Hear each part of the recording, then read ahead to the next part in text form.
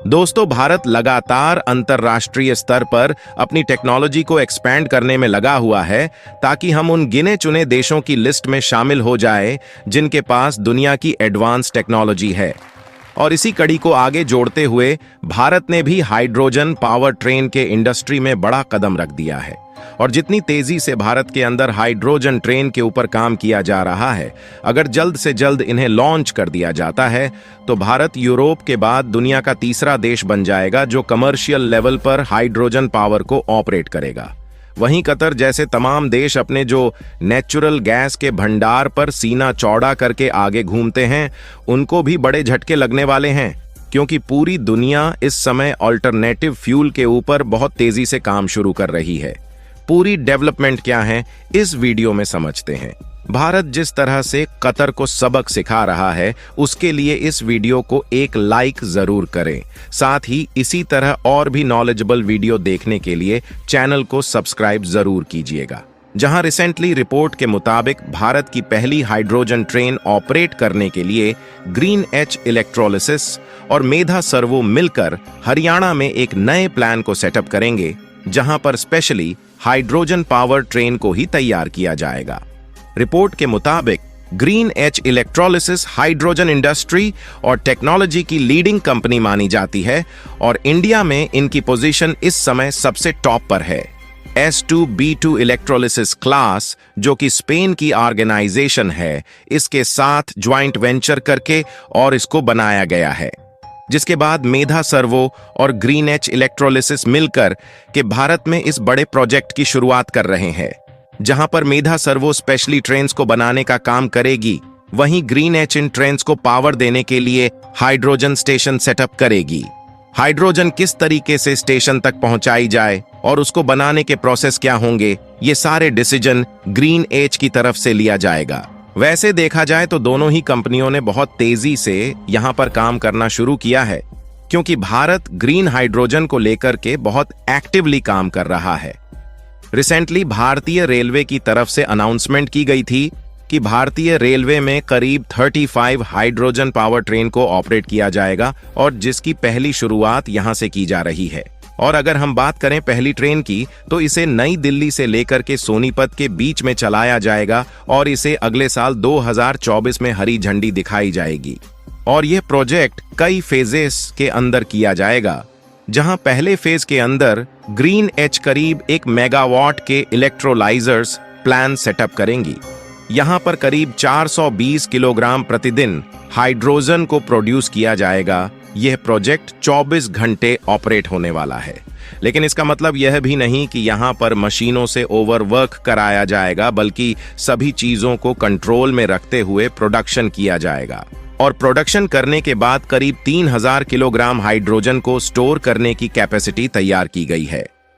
इसके अलावा कंप्रेस करने और हाइड्रोजन स्पैंड को कलेक्ट करने के लिए 2 प्लांट सेटअप किए जाएंगे। फिलहाल इन टेक्निकल चीजों को पीछे छोड़ते हम इस इंडस्ट्री के बारे में बात करते हैं।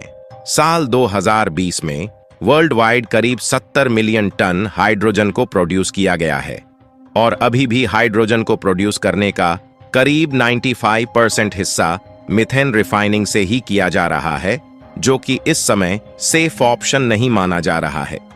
फिर भी ग्रीन हाइड्रोजन की डिमांड लगातार बढ़ते चली जा रही है और इसीलिए साल 2023 में ग्लोबल हाइड्रोजन मार्केट में करीब 170 बिलियन $US का रेवेन्यू जनरेट करके दिया था और 2024 से लेकर के 2030 तक $500 बिलियन $, से भी ज्यादा की होने वाली है। ऐसे में भारत पोटेंशियल रखता है, क्योंकि सिंगापुर और यूरोप जैसे देशों ने millions of ton hydrogen Bharat से इंपोर्ट करने की बात कही है। इसके अलावा सऊदी अरेबिया और UAE जैसे देश भारत से लगातार हाइड्रोजन्स की डील कर रहे हैं और रोल्स रॉयल और बोइंग जैसी बड़ी बड़ी एयरक्राफ्ट कंपनी ने भारत से हाइड्रोजन फ्यूल की डिमांड की है, यानी अब इसकी इतनी बड़ी ग्लोबल डिमांड है। इसके अलावा हमें डोमेस्टिक कंजप्शन को भी पूरा करना है। इसके अलावा हाइड्रोजन ट्रेन्स भी हम ऑपरेट कर रहे। इसके लिए हमें बड़े स्केल पर हाइड्रोजन जनरेट करने की जरूरत होगी और इसके ऊपर भी भारत बहुत तेजी से काम कर रहा है, क्योंकि हमारी जो ज्योग्राफी लोकेशन है वह एक ऐसी जगह पर है जहां पर साल के 365 दिन सूरज की धूप पहुंचती है, यानी कि हम सोलर से इलेक्ट्रिसिटी लेकर के ग्रीन फॉर्म में हाइड्रोजन प्रोड्यूस कर सकते हैं। दोस्तों, ये तो हो गई भारत के फायदे की बात, लेकिन इसके अलावा भारत को एक काफी बड़ा नुकसान होने जा रहा है, क्योंकि एथेनॉल के प्रोडक्शन में हम ब्राजील की बराबरी करने चले थे, लेकिन अब भारत ने इस रवैये से पीछे हटने का फैसला ले लिया है और एक काफी बुरी खबर सामने आ रही है। सरकार जल्द ही E20 फ्यूल पूरे भारत में लॉन्च करने वाली थी और पेट्रोल के इंपोर्ट बिल को कम करने के लिए इसे बड़ा कदम माना जा रहा था। लेकिन नई अपडेट के मुताबिक सरकार ने एथनॉल के बढ़ रहे प्रोडक्शन पर ब्रेक लगाने का फैसला ले लिया है।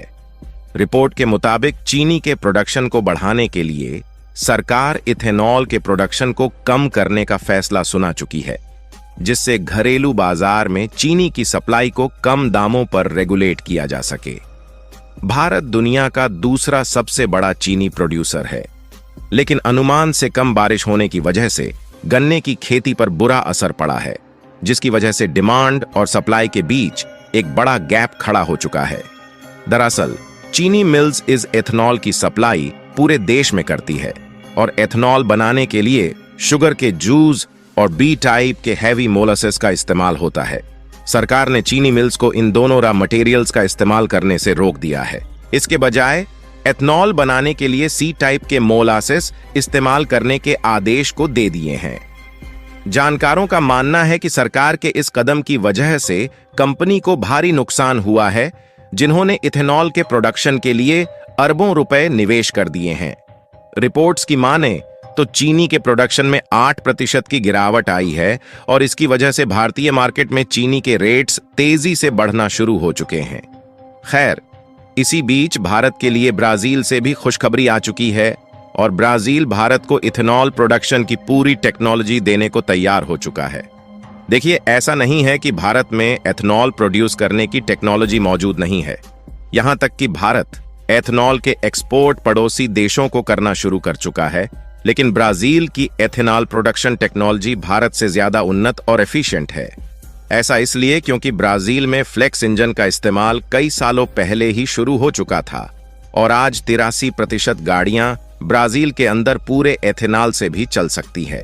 खैर, जिस तरह से हाइड्रोजन ट्रेन को आगे बढ़ावा दिया जा रहा है, इससे भारत को फायदे होने वाले हैं या नहीं, अपनी राय कमेंट में जरूर बताइए।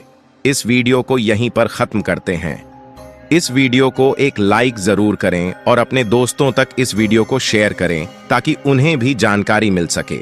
इसी तरह और भी नॉलेजेबल वीडियो देखने के लिए अपने भरोसेमंद चैनल को सब्सक्राइब करके बेल नोटिफिकेशन को ऑल पर जरूर रखें।